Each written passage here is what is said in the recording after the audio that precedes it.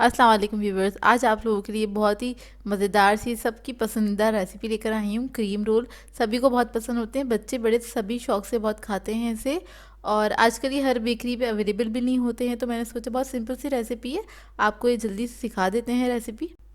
Last तक ज़रूर देखिएगा इस वीडियो को। अगर आप मेरे चैनल पर नए हैं तो मेरे चैनल को सब्सक्राइब करें और साथ ही साथ बेल आइकन को क्लिक करना ना भूलें। इससे मेरे आने वाली हर वीडियो की नोटिफिकेशन आपको सबसे पहले मिलेगी। मेरी वीडियोस अच्छी लगे तो उसको लाइक करें और इसको शेयर भी ज़रूर करें। तो चलिए आइए इसके इंग्रेडिएंट्स नोट कर लेते हैं। इसके लिए हमें चाहिए होगी व्हिपिंग क्रीम, ली है मैंने आधा कप, और इसको मैं व्हिप कर लूँगी। पफ पेस्ट्री डो है हमारे पास 250 ग्राम। ये मैं आपको बनाना सिखा चुकी हूँ, आपको इसकी वीडियो मिल जाएगी मेरे चैनल से। एक अदद अंडा चाहिए होगा हमें एग ब्रश करने के लिए। और ये कोन्स के मोल्ड्स आते हैं, मार्केट में इजीली मिल जाते हैं, इसका पूरा पैकेट मिल जाता है। ये इस तरह से होते हैं और बहुत आसानी से मिल जाते हैं, तो ये आपके पास होना ज़रूरी है ये बनाने के लिए। सबसे पहले किचन काउंटर पे हम मैदा डस्ट करेंगे और उसके बाद जो पफ पेस्ट्री डो है इसको हम रोल करना स्टार्ट करेंगे। थोड़ा सा मैंने बेल के पहले से ही रखा हुआ था और बस हमें इसको बड़ा सा बेल लेना है, चकोर ही बेलेंगे क्योंकि हमें इसकी स्ट्रिप्स कट करनी है।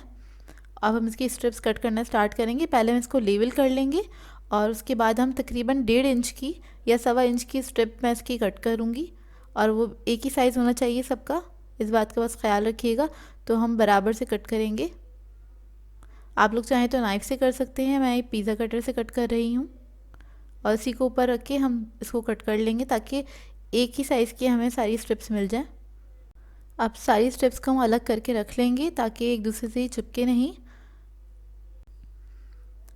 अब हम अपनी एक स्ट्रिप लेंगे और उसका जो कोन का मोल्ड है वो लेंगे और इसका कॉर्नर हम इस तरह से रख के थोड़ा सा इसको प्रेस कर लेंगे। ये देखिए इस तरह से थोड़ा सा प्रेस कर लीजिएगा ताकि ऊपर रुक जाए, नहीं तो ये लूज़ हो जाता है। और इसको हल्का सा हम ओवरलैप करते हुए और एक हाथ से हम इसको जो कोन है इसको घुमाते रहेंगे और दूसरा जो स्ट्रिप्स जो है अपने हाथ में रखिएगा, जैसे आप कोई रिबन वगैरह पकड़ते हैं उस तरह से।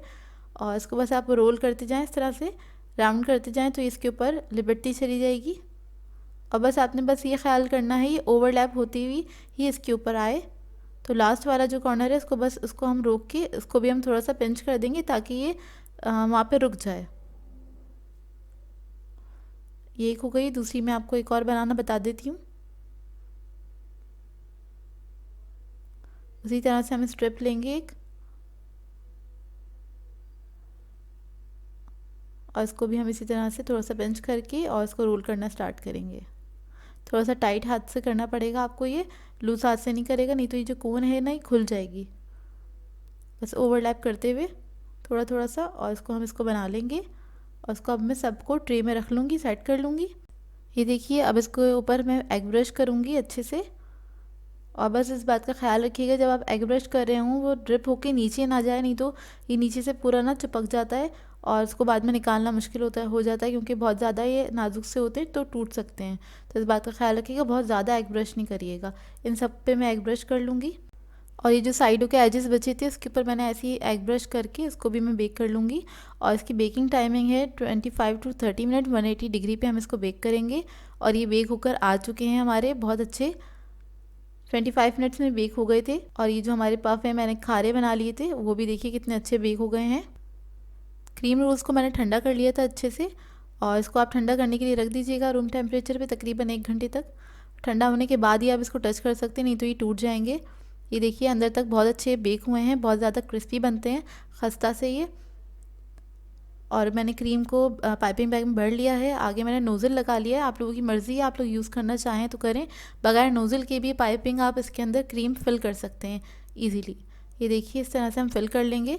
बस आपने नीचे तक आपने पाइपिंग बैग जो है वो अंदर तक डाल देना है और फिर आहिस्ता से प्रेस करते हुए उसको ऊपर निकाल लीजिए तो वो अंदर तक फिल हो जाएगी क्रीम।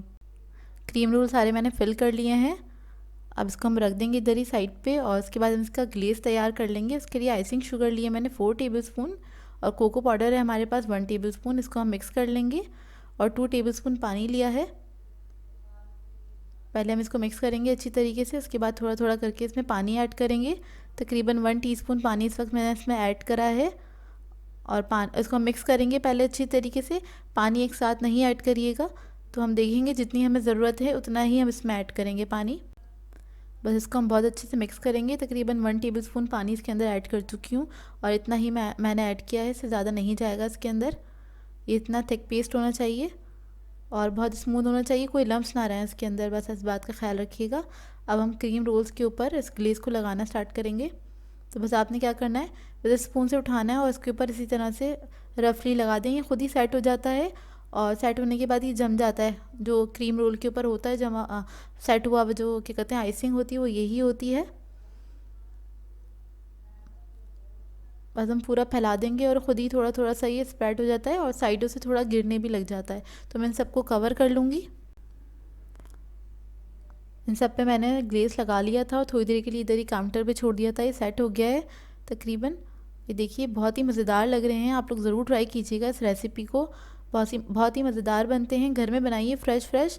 आई होप आप लोगों को ये रेसिपी अच्छी लगी हो। सो व्यूअर्स, अगर आप लोगों को मेरी रेसिपीज़ अच्छी लगती हैं तो मेरे चैनल को सब्सक्राइब करें, लाइक करें, कमेंट ज़रूर किया करें, शेयर भी ज़रूर किया करें अपने फ्रेंड्स के साथ, फैमिली के साथ। तो मुझे दुआ में याद रखिएगा। अल्लाह हाफ़िज़।